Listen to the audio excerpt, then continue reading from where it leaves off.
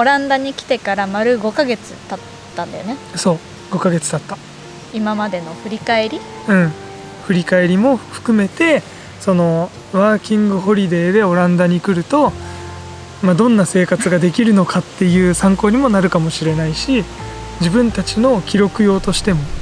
1ヶ月ごとにどんなことがあったかっていうのを今日ちょっと喋っていけたらなと思います。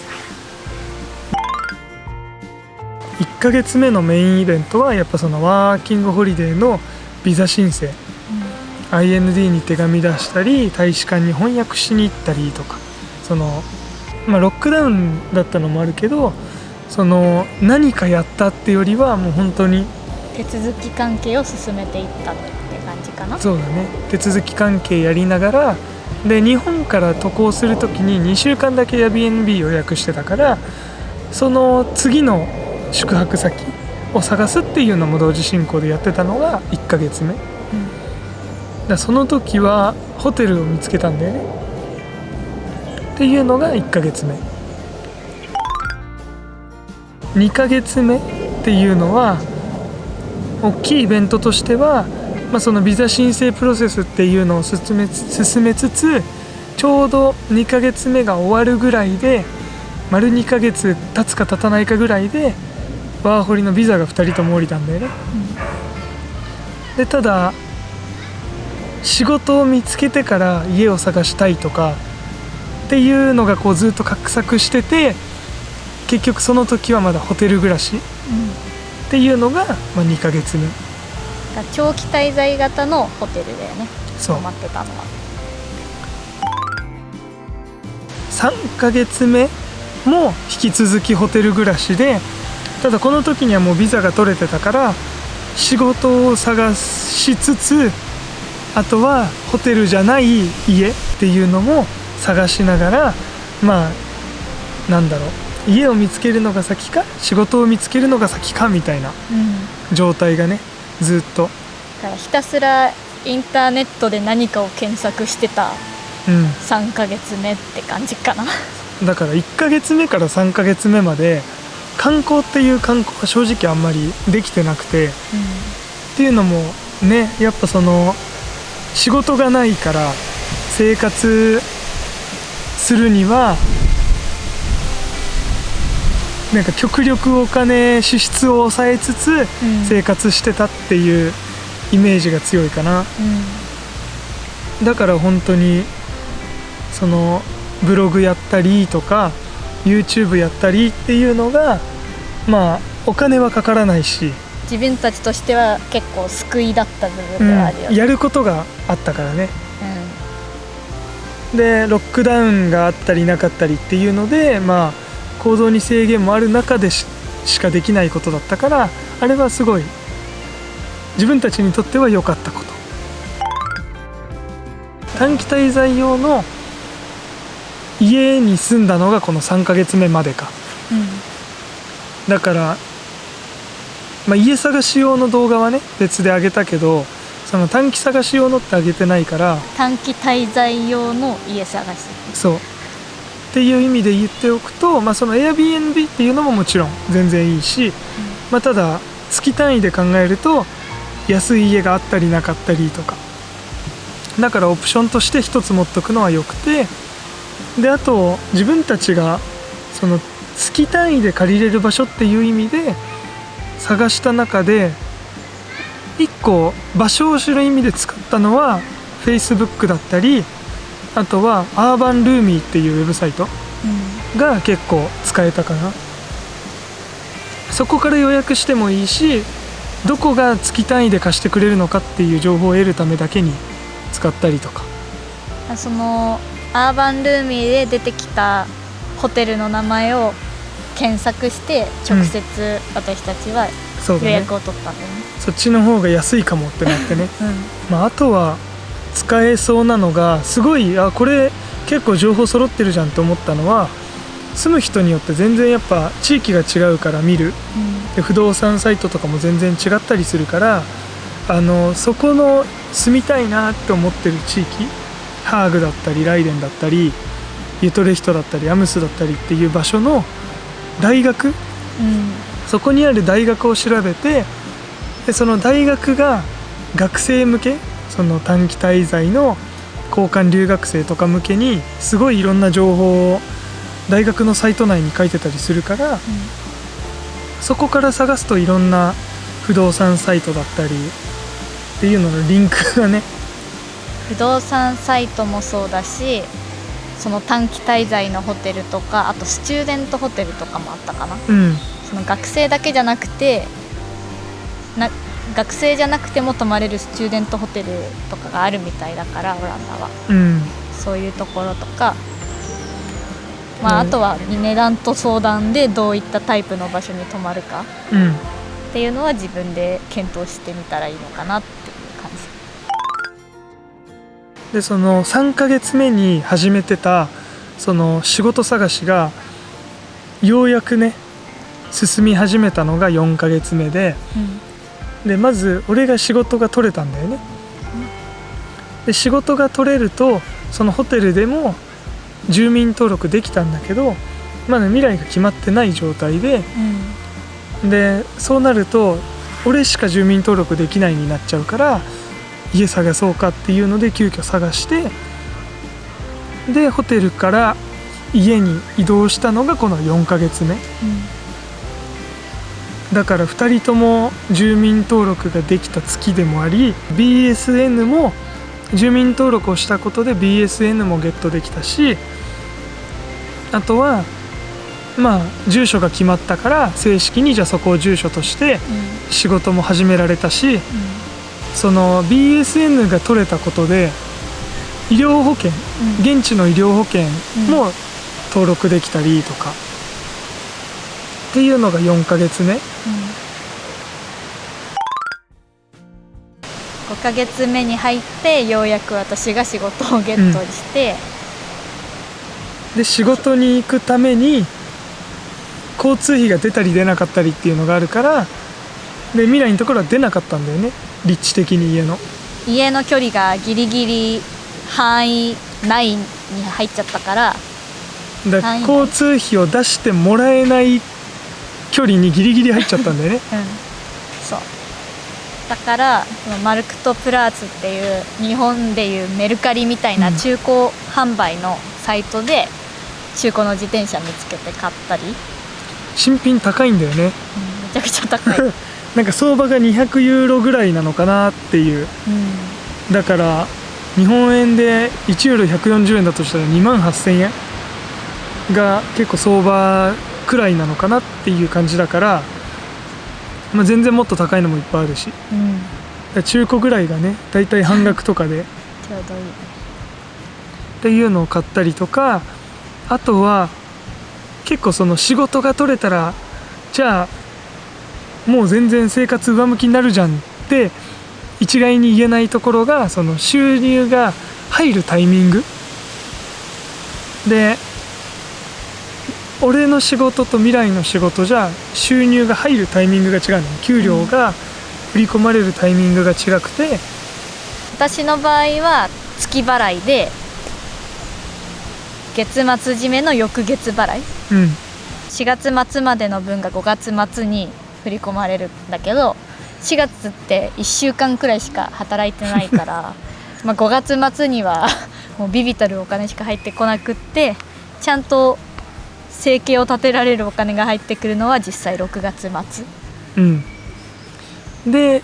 俺らにとって唯一救いだったのが、俺の仕事が週払いだったんだよね、月曜までにそのアプリとかで申請をしておくと、その派遣会社のアプリに申請をしておくと、翌週の水曜日にはもう銀行口座に振り込まれるっていう、週単位だったから、なんかね、ようやく日本からのお金を換金して使うっていうのが、そのワイズ経由で換金するのがようやく終わったのがこの5ヶ月目、ちゃんとユーロで稼いでユーロで使うができるようになった、っていうのが5ヶ月の大体の、その重要なイベントっていうのの時系列というか、家探しをもっと早めにしておけばもしかしたらもうビザと同じぐらいのタイミングでこの BSN も持ってて仕事探しができるっていう状態に慣れてたかもしれないけど、もともとやっぱコロナ禍だったから、うん、私たち自身も1年間入れるかわからない状況で、うん、そもそもオランダに来てたから、その家を決めるにしても帰るかもしれないのに今すぐ決められないとか、仕事もあんまり妥協したくないみたいなところもあったし、だからなんだかんだいろいろ進んだのが4ヶ月目以降だったけど、もう今は規制もほとんどないし、普通だったらもう1年いる気でくれる人がほとんどだろうから、やっぱり家が決まって BSN を取得しないと進まないことが多い、から、だから俺らの場合はそこが足りてなかったからそのイメージが強いけど、結局その住民登録とその居住許可っていうのがやっぱりワーキングホリデーをちゃんとやる上での軸になるのかなって、だからその2つをできるだけ早く揃えた方がいいっていうのは、もちろんあるけど、そこにフォーカスしたところでやっぱ2ヶ月3ヶ月のロスは今振り返ってみてもあったわけじゃん、自分たちには。って意味ではなんか逆にそのホテル暮らしとかでいろんな人と知り合ったりとかっていうのがあったおかげで、やっぱなんだろう、別にこういう暮らしをしてるのが自分たちだけじゃないんだなっていうのも思えたし、仕事とかもねゆっくり探せたし、本当にそのいくら貯金持ってくるとかでね、来る前結構計算したりとかあれだったけど、実際やっぱ自分が住む場所とか、なんかどんな生活するかとかで全然やっぱ人それぞれ違ってきちゃうから、って意味だとなんだろう、4ヶ月5ヶ月4ヶ月か、3ヶ月か4ヶ月はやっぱり収入がない状態で生活できるを想定してきた方が、オランダのワーキングホリデーの場合はその焦らずに生活できる、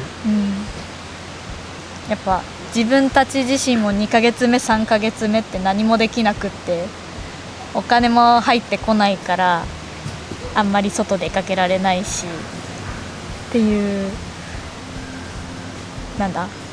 かジレンマじゃないけどもうやっぱストレスもたまるし、一人で来てたらもしかしたらもっと不安だったかもしれないし、2人で来てるからなんかそのお互いの気持ちの違いというかそこに関しては俺全然のんびりだったしとか、未来結構心配してたしみたいのもあるから、貯金とかあんまりギリギリで来ない方がオランダのワーキングホリデーの場合は安心かな、来てすぐ仕事見つけて働くが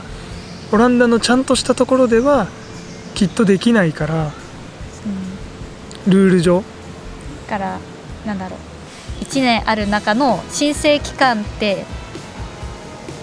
動きづらい時間ではあるけど、その時間をいかに有意義に過ごせるかがすごい鍵なのかなって思って、もし貯金に余裕があってくるようであれば、この仕事がない時こそいろんな街を見に出かけて、なんだろう、観光とかに力入れるのもいいかなとも思うし、逆にね、ギリギリというかたくさん出かけるほど余裕がないなっていう人に関しては、私たちの場合は YouTube を作るとかブログを書くっていうのがあったけど、お金がかからない趣味とかがあるようであれば、例えば日本から本を持ってくるとか、そういったことができると、公園とかはたくさんあるから外の空気吸いながら読書したりとかもできるのかなっていう。あとはもう割と序盤に自転車を買っちゃって自分の体力を使って生活をするか、その観光って意味の自転車で観光してとか、自分たちが来たタイミングのロックダウンって悪かったように思えるけど、でも今振り返ると慢してるの自分たちだけじゃないからっていうなんか連帯感に救われたのもあるよね。タイミングとしてはそのオランダの気候としても天気が悪い時期だったし、でコロナで人も出てないし、っていうのがあるから自分たちもそんな観光しなくてよかったし、なんか周りは観光してるのに私たちだけそのまだ収入もないし、なんかビザも降りてないしできないっていうモチベーションにならなかった、みんなもできないから俺らができないのも別に特別じゃないし、今はおとなしく待つのが基地っていうのが正当化できたよね、救いだね。今思えばあれが良かった、ようやくいろんなものが揃って普通の生活、ちゃんとオランダでの生活っていうのをちゃんと楽しめる材料が揃ってきたから、この残りの7ヶ月、約7ヶ月をどう過ごしていくかは考え物です。ようやくその収入が入り始めるっていう意味では、今一気に使っちゃわないで少し蓄えて、なんか近隣のヨーロッパの国にちょっと出かけてみたりとか、っていうのができたらいいのかな、まずはね、6月とかにそれができるのが目標かな。1ヶ月ごとにまあ自分たちが実際に経験したそのビザの申請のプロセスだったりとか、どんなものが何ヶ月目に手に入ったっていう、簡単な時系列での参考動画として、もしこれから来る人とかにも見てもらえたら役立つかもしれないし、もっと詳細をっていうのであれば多分それぐらいの時期ごとにこう上げてる動画を見てもらうと、もしかするとそれぞれの詳細を話してるかな、だしどんなモチベーションだったかとかも見て取れると思うから序盤の時の表情と今とそうやっぱ変わってると思うから、なんかそういうのも合わせて見てもらえたらいいかな、じゃあ今回はそんなところで時系列ごとにまとめた動画でした。